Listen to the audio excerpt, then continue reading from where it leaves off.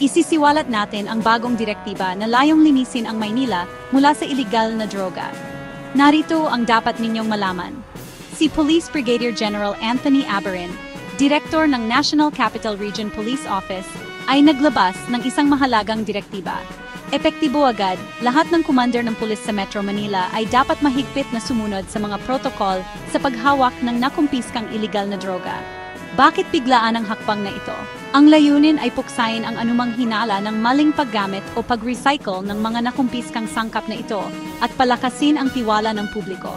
Mula noong dekada 90, halos 2 tonelada ng shabu at iba pang illegal na droga ang nai-turnover ng NCRPO sa Philippine Drug Enforcement Agency para sa pagsira.